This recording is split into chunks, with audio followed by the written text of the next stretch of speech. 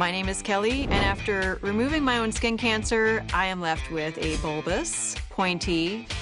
I decided to see if there was an alternative to Mohs surgery, and it was called Black Salve. Black Salve is a homeopathic treatment for curing cancer. So the Black Salve comes in the mail, and I'm like, yeehaw, here we go. You know, I'm gonna get this taken care of, and you're only supposed to use a really tiny amount, but instead I did the whole tip of my nose. Then I also put some on my forehead as well, because I figured I had a spot up there too. Next morning I wake up and I can feel my face is very swollen, and it got black. It had gone all the way down through into the nasal passages, took the entire tip. Oh, it's gone. It's gone. So my mom and I flew to Chicago and met with the doctor, and that plan turned out to be exactly what I was trying to avoid the whole time, the forehead flap surgery. So he had to take cartilage from behind my ear, rib cartilage, reconstruct a framework, then take this skin from my forehead, attach it to the end of the newly formed nose.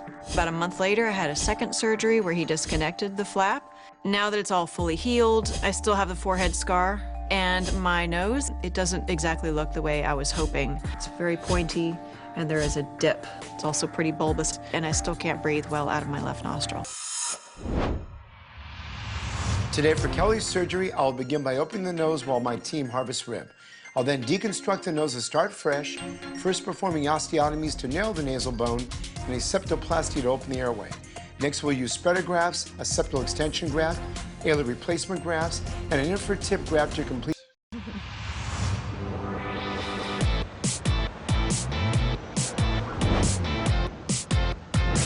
Hello! Oh, I get a hug. How are you? Great. I'm doing fantastic. How are you? So let me introduce you.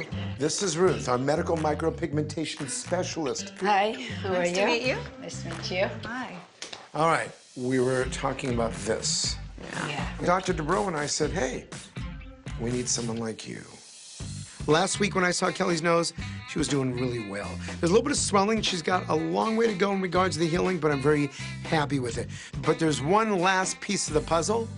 That's taking care of Kelly's forehead scar. So does this feel like a regular tattoo? Like when you go to a tattoo store? No, usually on the face, we don't use any tattoo machine because you go all the way to the epidermis. So it's like it's tattooed, but it's just not put in as deep. So Yeah, it's like microneedling. Yeah. Same idea. Got it. It's just with, instead of hyaluronic acid, we're putting ink. If I had known that you could cover up a medical scar with tattooing, I probably would have done it by now. But I had no idea. So I am over the moon to know that there's such a thing. Let's do it. Oh, okay, that hurts. It feels like you're taking a rag and spinning it really fast like a car wash.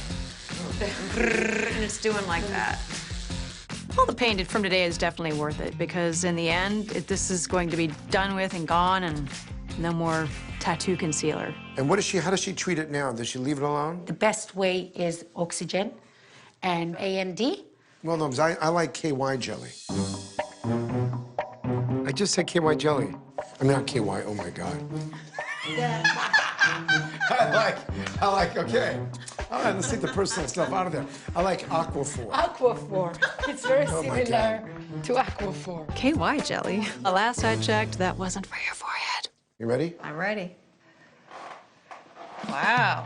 Even with the little red microneedling holes with the blood, Yeah. it already looks better. Yes. Yeah. It wasn't quite what I was expecting. I thought, ooh, it's gonna be colored and it's gonna be, I can't hardly see it anymore, but it wasn't quite that. It's kind of bloody. But I know in the end it's gonna be fantastic. Great Thank you job. so much. Thank you. Thanks.